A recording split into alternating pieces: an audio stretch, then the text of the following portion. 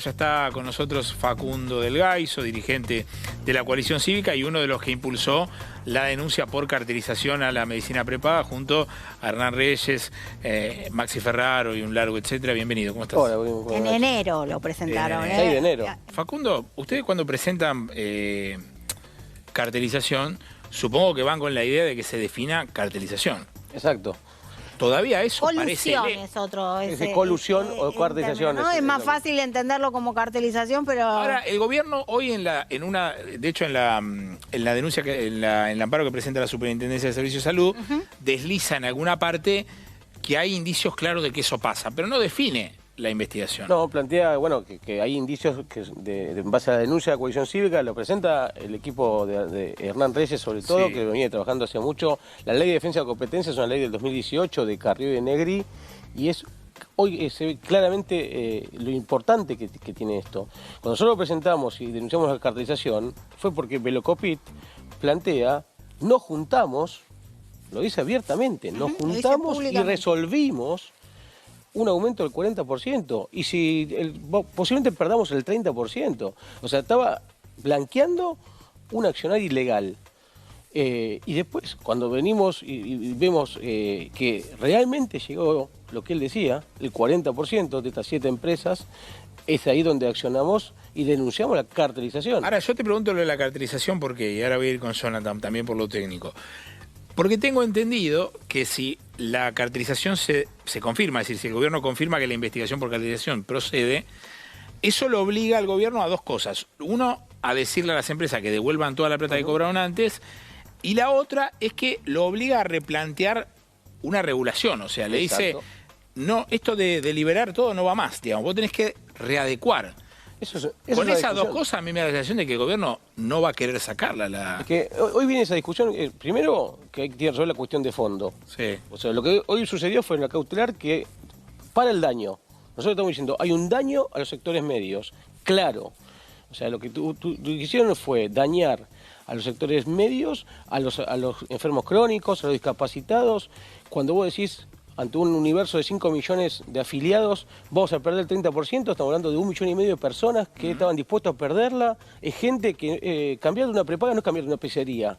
Entonces, la verdad que quedó muy en evidencia este discurso del gobierno de que pasamos de una corporación estatal que te asfixiaba a una corporación empresaria sin Estado que genera igual o mayor problema y mayor daño a los sectores medios. Entonces, esto quedó muy en evidencia. Nosotros estamos infinidad y seguramente acá el abogado va a contar también la cantidad de denuncias, gente desesperada, de 100.000 a 500.000, enfermos crónicos, discapacitados, y había que hacer algo.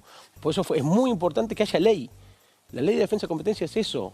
Ante la corporación estatal y ante la corporación empresaria, en el medio tiene que haber ley. Y ahora viene la parte, la discusión profunda de esto de la cuestión de fondo. Si se resuelve la cuestión de fondo, tienen que ver cómo se repara ese daño, tienen que ver cómo se devuelve la plata. Ahí viene el problema y obviamente establecer un marco regulatorio.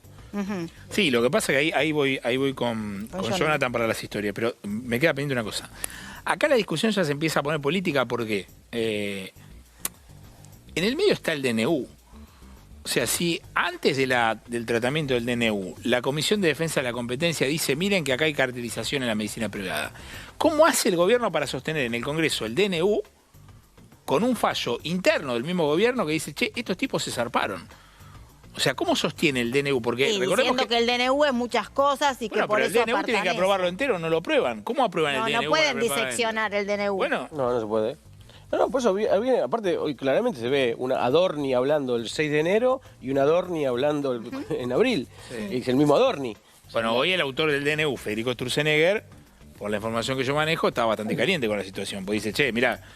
Pero es alguien que te va a decir, el mercado lo va a regular, porque la mano invisible del mercado lo va a hacer naturalmente y va a ser justo. No, bueno, claramente hay mercados que hay que tener intervención estatal, como claramente lo vimos hoy también con las prepagas y con los colegios privados. Ahora vos no podés cambiar de colegio ni de prepaga en 24 horas. Vos tenés 30 años con un tratamiento oncológico, vos tenés tratamientos crónicos. ¿Cómo haces? sea, es obvio, se cae Maduro, que esto va a terminar todo en la justicia y que iban a reventar de amparos. Hoy yo pregunté por qué había tan pocas empresas apuntadas como en situación de cumplimiento de esta medida. Y la respuesta fue porque la denuncia de la coalición cívica cita a estas empresas. Entonces uno dice, pero pará, o sea, si vos estás investigando cartelización, ¿no tenés datos? Y tiene la facultad de la Comisión Nacional de ampliar. Nosotros hacemos esas 7 empresas porque tenemos las denuncias concretas de los afiliados, los casos. Pero obviamente la Comisión Nacional de Defensa de Competencia podría ampliar. Está bien que estas 7 empresas son el 80% del mercado. Sí. Pero obviamente podría ampliar. Facundo, ¿vos confías que el gobierno quiere efectivamente dar un fallo sobre cartelización en este caso? Yo la verdad creo que usaron también a Velocopit de chivo expiatorio. Velocopit es un emblema también de una figura muy asociada al masismo, una figura y que en esta circunstancia cobró también 13 millones de dólares en el momento de la pandemia. Me parece que es un emblema para el gobierno, para pegarle, pero a la vez se pegan el tiro en los pies, porque en enero ellos, con el DNU, habilitaron la desregulación. Nosotros el 6 de enero nos presentamos y en eso fuimos también prudentes, porque en medio de un gobierno que te estaba diciendo hay que desregular todo, porque tenemos un Estado que te asfixia, nosotros nos presentamos a la justicia a denunciar cartelización del sistema de prepagas, porque dijimos, esto va a dañar a la clase media y no lo ven. Cuando ellos decían no lo ven, bueno, nosotros sí veíamos que esto era un gran daño en los sectores medios y que había que reparar ese daño. Y nos fuimos a la herramienta que teníamos, que era la Ley de Defensa de Competencia. La verdad que fue un momento donde hemos recibido críticas de ser los primeros que, ¿cómo están haciendo esto contra el gobierno? Pero para que esto está haciendo daño, claro, en los sectores medios, y al mes teníamos toda la gente que le venía las facturas de 100 a 500.000, 150% de aumentos, promedio en estos 3 meses, y no tenían respuesta, y las cuestiones dramáticas que son, tengo un tratamiento de hace 30 años, yo no puedo perder la prepaga, gente que se endeudó para pagar la prepaga, el gobierno en eso no le importaba. No tiene tantos fundamentos de cuál sería el precio adecuado o correcto, sino que ahí hubo una connivencia entre distintas prepagas. Nos juntamos nosotros 4 que manejamos el poder dominante del precio, 39,5, 40, 41, y aparte Velocopit fue tan imprudente decir, nos juntamos y acordamos, y bueno, si hay un 30% que se tiene que caer del sistema, que se caiga, lo lamentamos, pero bueno, fue todo tan impune, que bueno, para nosotros no podíamos creerlo cuando escuchábamos eso. Fue impune en enero y a nadie le importó. Y después sigue. Hoy importa. Y bueno, eso también, no para ustedes que hicieron nosotros hicimos la denuncia. pero digo, para la política en general, ¿no? Porque en medio de impunidad nosotros hicimos la denuncia. De ir a un lugar donde la gente decía, ¿cómo es defensa de competencia? ¿Qué es eso? ¿Por qué van a hacer una denuncia por ahí? No, porque estamos diciendo cartelización. ¿Qué cartelización? No, pará, porque es la herramienta que nosotros vamos a generar para que esto pueda reparar ese daño a los sectores medios. A ver, Pato.